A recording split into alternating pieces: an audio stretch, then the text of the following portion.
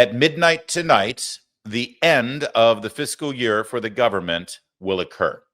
And if there isn't a new agreement for funding the new fiscal year that begins at midnight on October 1st, then we will have, well, a funding crisis, which often results in what the media and Democrats like to call a government shutdown, which, of course, is not a government shutdown. The government is not shut down.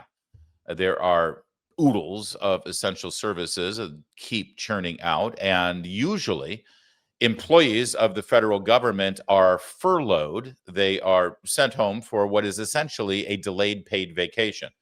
They don't come to work, but when they're brought back to work, they get all their back pay.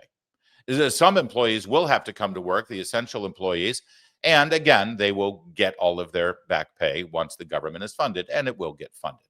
Our military will keep working, our air traffic controllers will keep working, and other essential employees. The EPA, it's my favorite stat. I get to cover these things whenever it happens because I'm a radio host in Washington, D.C. My favorite stat whenever there's a government shutdown is that roughly 92% of the personnel in the Environmental Protection Agency are kept home because they're non-essential. 92% of the entire agency is non-essential.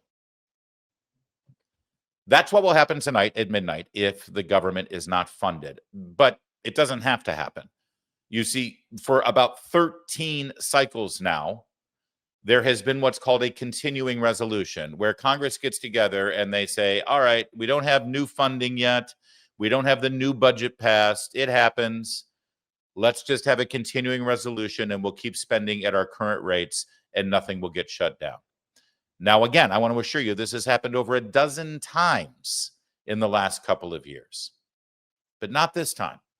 This time, Chuck Schumer and Hakeem Jeffries, the leaders of the Democrat minority, they are refusing to go along with the continuing resolution.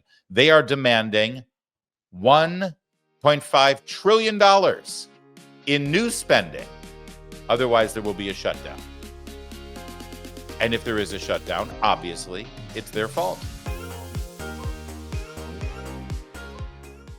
for not going along with the continuing resolution as they have in the past. Now, if you're old enough to remember government shutdowns going all the way back to Newt Gingrich in the mid-90s, you'll know that this is often a political disaster for Republicans. But something's changed this time around. Something's different. A couple of things are different. I'm going to tell you what I think is the biggest game changer here, and it's a part of the story that not a lot of people on cable news are talking about. I'll tell you that in a second, but first, take a look at this poll from the New York Times. This is huge. In fact, the most important part of this poll is not just the results, but it actually starts with the question that is being asked. Look at the question the New York Times asked the American people in this poll. Views on whether the Democrats should or should not shut down the government if their demands are not met. Do you see that? If you know political polling, you know that part of the fight, part of the result is how you ask the question. This question puts all of the responsibility on the shoulders of the Democrats. I've never seen the New York Times do this before. See, the New York Times of 10 years ago, when Barack Obama was president, would have said, should the Republicans recklessly and irresponsibly shut down the government because they're not getting their demands in the budget negotiations from Barack Obama, something like that.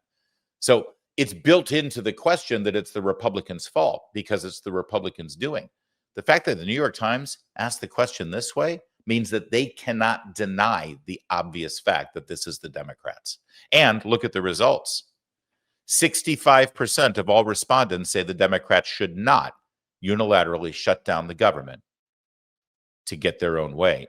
Democrats, by the way, barely in favor of it, 47 to 43, and of course Republicans to a tune of 92 to 5. So why have the Democrats lost the confidence of the American people and even the New York Times in this fight? Well, much of it has to do with their leadership. Yesterday morning, before he even went to the White House to have a face-to-face meeting with Donald Trump, here was Hakeem Jeffries basically telling you exactly what Democrats are doing. And he told you in a very clever way, this is what Democrats always do. He denied he was doing exactly what he was doing. Watch.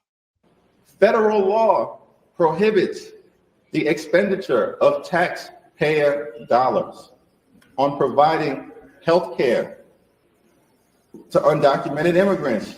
Nowhere have Democrats suggested that we're interested in changing federal law. Now, this is hilarious because you've got governors all around the country, Democrats, who are screaming about the fact that illegal immigrants, illegal aliens, are now not getting any health care coverage.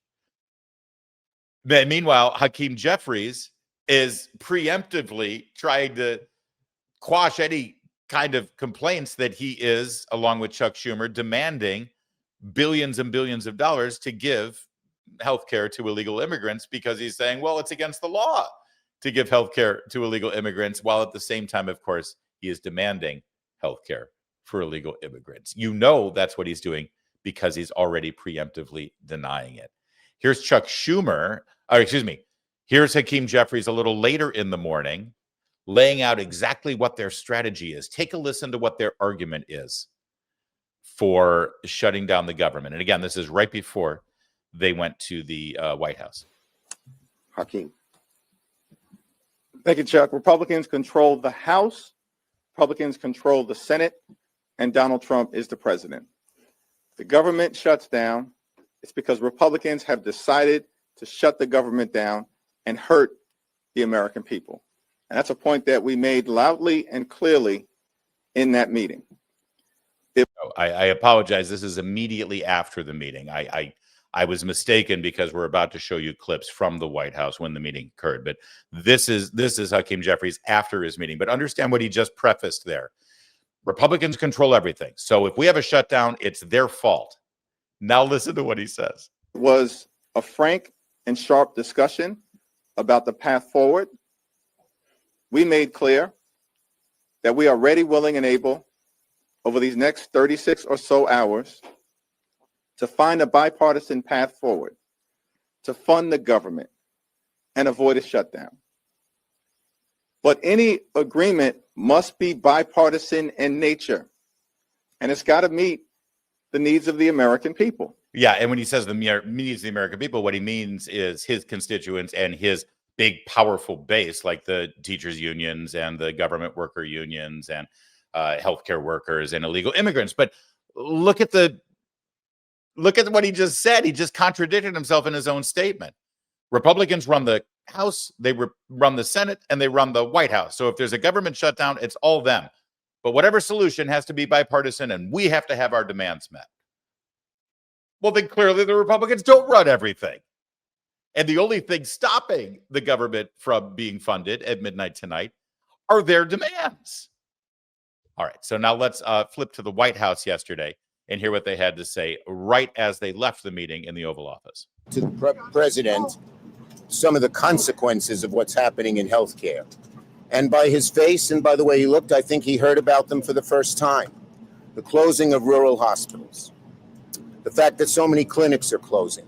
By the way, I'm going to stop here for a second, because you hear about this a lot and the media repeats it on cable news. You know, all of these rural hospitals and these clinics are closing, and it's because of Trump's budget cuts. You have to understand something. The big, beautiful bill that got put into effect several months ago, most of the funding having to do with the Affordable Care Act or rural hospitals hasn't even gone into effect yet. And rural hospitals have been closing for years now. And most of what's broken right now with healthcare, because they keep talking about healthcare and rural hospitals and clinics and all that stuff, most of what's broken is because the Democrats convinced the American people that the government had to take over huge sectors of the health insurance industry or empower the health insurance industry to sort of have carte blanche. That was called the Affordable Care Act, which, of course, if you look at the cost of healthcare from the moment in 2010 when the Affordable Care Act was passed into law, it made care incredibly unaffordable. It was called Obamacare. It's still called Obamacare, and it has ruined everything. And it's a reason why conservatives here in America are loath to allow for a government-run health system like you see in our neighbors in Canada or our neighbors in England, our friends in England, because as soon as the government is responsible for doctor's visits and MRIs and hospital stays and surgeries and all of the other things that they're responsible for in those two fine nations, as soon as the government's responsible for it, it means that every election and every budget battle and every spending battle and every debate always has to do with your personal health care.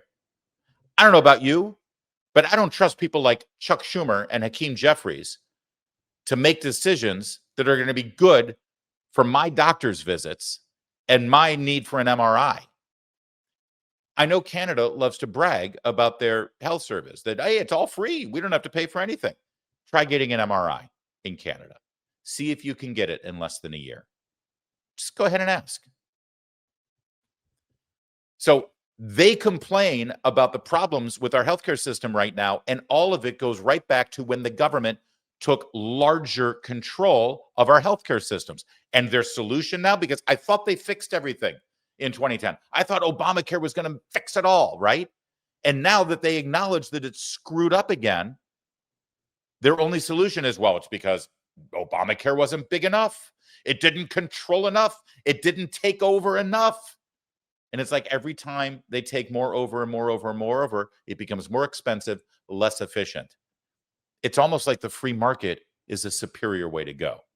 All right, so here he is. He's going to lie about the effects of the Affordable Care Act because Republicans have ruined it, which, of course, Republicans sadly haven't done a damn thing with the Affordable Care Act. But then he condescendingly suggests that Trump is ignorant of all these things. And I don't know if he knew this before, but the fact that people will pay $4,000 more a year, $400 more a month, close to $5,000 more a year on their health care premiums if we don't do anything. And people don't know what to do. The average working family can't afford that. I told him how I met a mother who was crying to me because her daughter had cancer. And what has happened with health care, with what they have done, she's going to watch her daughter suffer and maybe die. And so he seemed to, for the first time, understand the magnitude of this crisis. And we hope he'll talk to the Republican leaders and tell them we need bipartisan input on. There is no reason to believe anything that Chuck Schumer tells you, because we know he's a liar, and he's been a liar. In fact, a mother came to me crying. Oh, is it just like the pretend couple that you made up and you talk about for your entire political career that were fictional? Is it just like the raw hamburgers you put on a cold grill when you were celebrating Memorial Day? He's just a liar. And again, whatever changes that have been put in place with regard to Medicaid, it affects people who are not working willfully or who are in the country illegally. And it doesn't affect a mother and her child who has cancer. It just doesn't. Unless, of course, they're in the country illegally and they shouldn't be getting any health care coverage at all through the federal government. You know how I know that? Well, because this guy told me.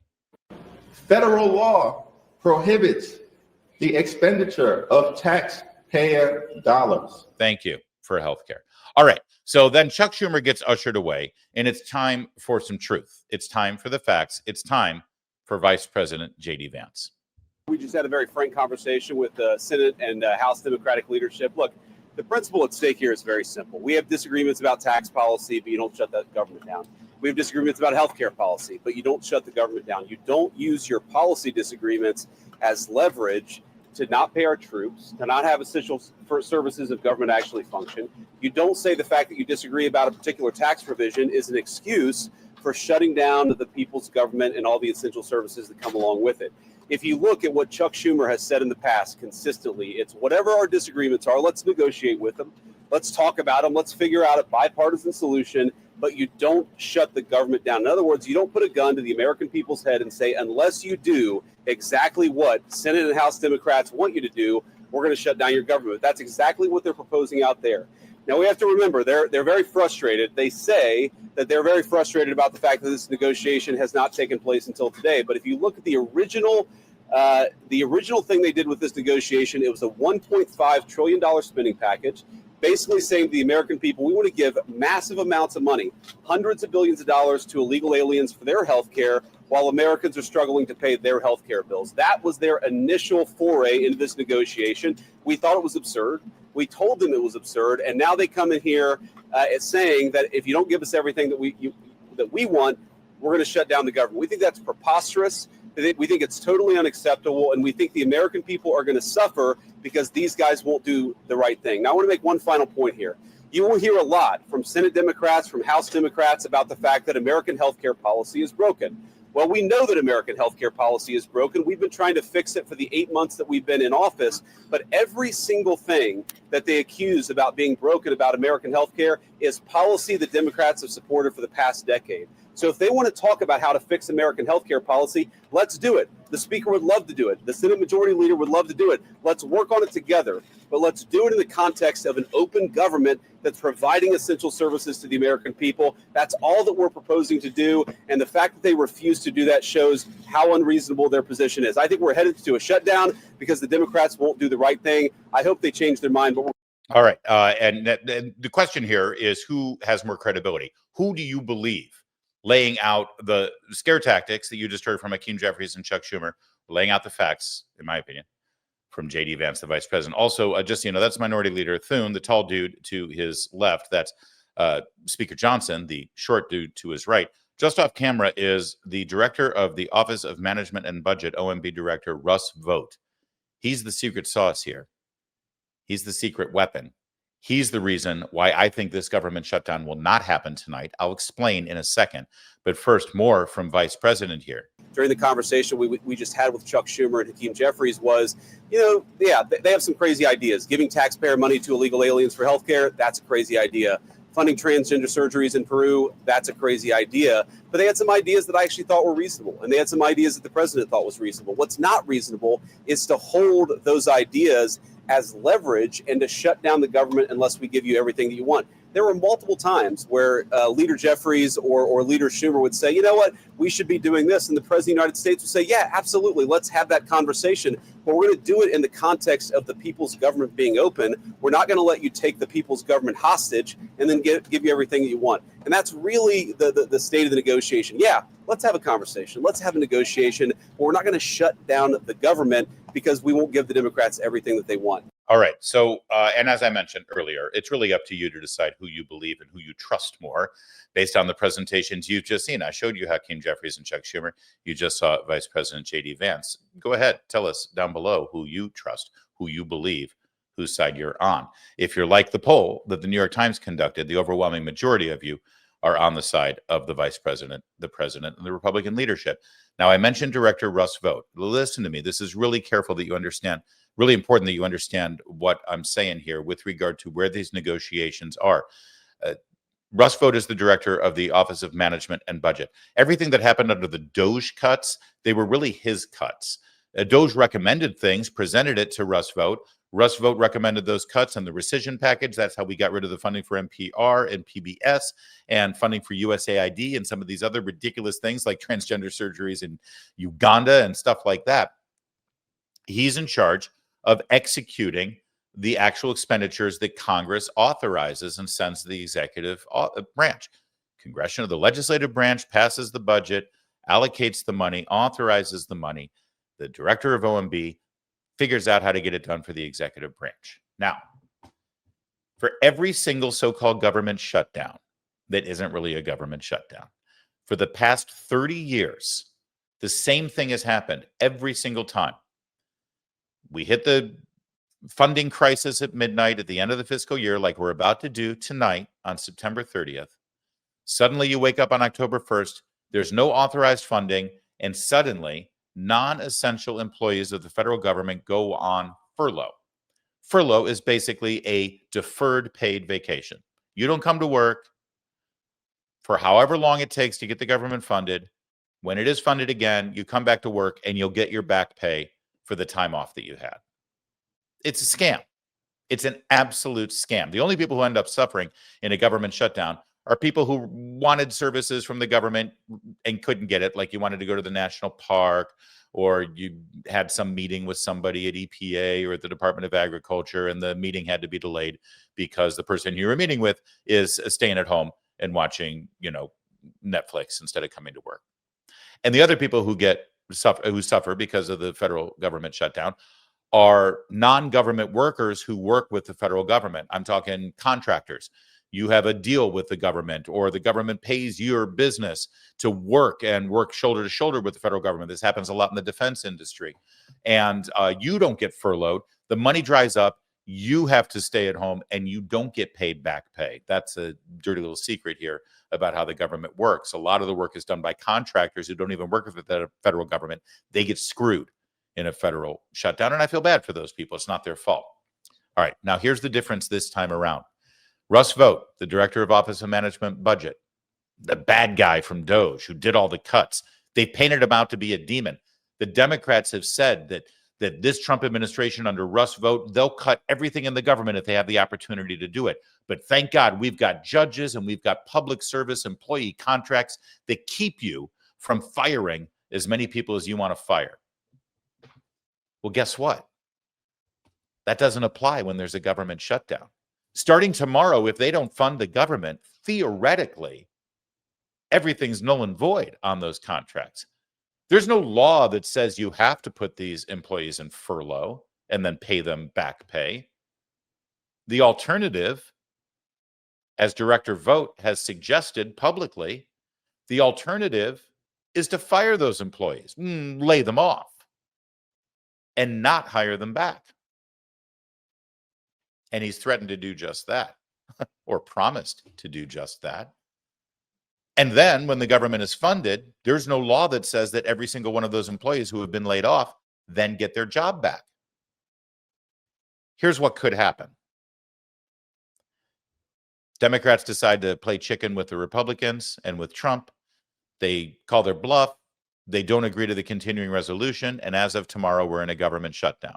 Russ Vought starts laying off federal workers left and right, with a particular emphasis on people who joined the federal government during the Barack Obama years and the Joe Biden years, or maybe even going all the way back to the Clinton years. The permanent political class, the politicized left-wing bureaucracy who's been undermining our government and our Constitution for decades now. They all get sent their walking papers. Up until this point, they can't fire them because of the federal government regulations over employees and judges blocking their attempts to try to cut staff and cut workforce. Well, now, if there's no funding, they can fire as many people as they want. But here's the best thing. When the government gets funded again, the Trump administration is now in the business of hiring. And they're not obligated to hire back all the Obama, Clinton, Bidenites who were left-wing ideologues and used their job in the bureaucracy to further undermine the Trump administration or any other Republican who happens to be president. No. Now that we're hiring again, we'll hire MAGA people. We'll hire conservatives. We'll hire Republicans. And suddenly the entire face of the federal workforce has changed.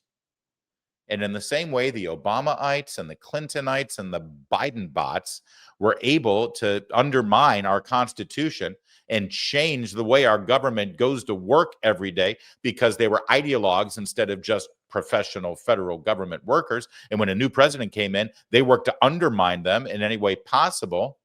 Well, now you've got a whole new crew of people who are dedicated to Trump and the Republicans. In one fell swoop, they could change the face of the federal workforce and, frankly, change the future of the federal workforce for decades to come. Chuck Schumer and Hakeem Jeffries know that. Will they risk it?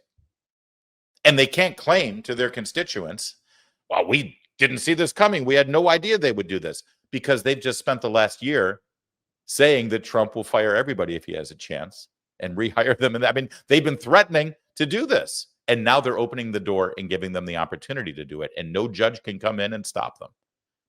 Watch that space and see what happens. After the meeting, Donald Trump took to social media and put out what I believe is an artificial intelligence AI enhanced video of Schumer and Jeffries speaking to the media. I could be wrong, but I believe this has been altered. There's no way to sugarcoat it. Nobody likes Democrats anymore. We have no voters left because of all of our woke trans bullshit. Not even black people want to vote for us anymore. Even Latinos hate us. So we need new voters. And if we give all these illegal aliens free health care, we might be able to get them on our side so they can vote for us. They can't even speak English, so they won't realize we're just a bunch of woke pieces of shit, you know, at least for a while until they learn English and they realize they hate us too. All right. So again, like I said, I'm not an expert in these things. I could be wrong, but I don't remember Hakeem Jeffries wearing that hat. And I believe he was clean shaven. Chuck Schumer, for all I know, did in fact say exactly that. I mean, the guy's losing it. Last night on cable news, instead of talking about the actual realities of the budget crisis and the funding priorities and the continuing resolution and funding healthcare for illegal immigrants and all of the things that I just laid out to you in a thoughtful, intelligent, and analytical way, instead on cable news, they decided to talk about the video that Trump put out. And they love to change the subject. Now it's all about how racist Trump is. Could you give us your reaction to that Trump posted video tonight? It's a disgusting video, and we're going to continue to make clear bigotry will get you nowhere. We are fighting to protect the health care of the American people in the face of an unprecedented Republican assault. Hold on. How is this bigotry? Just because they altered the image to make it look like he's got a big Mexican mustache and a sombrero? He's not even Mexican. How is that racist? He's like the Cheeto Bandito. Next, you're going to tell me the Cheeto Bandito was racist. Oh, I'm sorry, what? Oh, really? Yeah, they do. Oh, apparently the Cheeto Bandito was racist. All right, well. Anyway, Hakeem Jeffries now has a new talking point to play with, and he's fired up about it. And he's a political natural. Look at how smooth this is. And Mr. President, the next time you have something to say about me, don't cop out through a racist and fake AI video. When I'm back in the Oval Office, say it to my face. Say it to my face. That'll show him. They are so cooked. That's the best they got. That's the best I got. What about the looming government shutdown? Did you see the AI video with the mustache and the sombrero? Say it to my face. How exactly does one say that to your face? All right, Hakeem, you wanted me to say it to your face? Stephen Miller, can you come in here? Bring the sombrero. Bring the fake mustache. Yeah, no, he said to say it to his face, so we got to put it on him. Absolutely, bring it in. We got it for you, Hakeem. Don't worry. We're going to put it on you so that you can go see the meet. Wait, is that not what you meant? Well, what did you mean? What do you mean, say it to my face? All right, well, you're up to speed now on the looming funding crisis for the federal government. Midnight tonight is when everything happens. I think they're going to reach a continuing resolution agreement, partly because of the polls showing that everyone's blaming the Democrats for it, partly because they have no message, because they would have to go on television and explain how they need $1.5 trillion that will end up going to pay illegal immigrants for their health care instead of actually helping you with your cost of health care. And finally, because Russ Vought is ready to go with the hatchet. You want to call his bluff? Go ahead. Let's see what happens. Either way, we'll talk about it on this show. Make sure you stay tuned.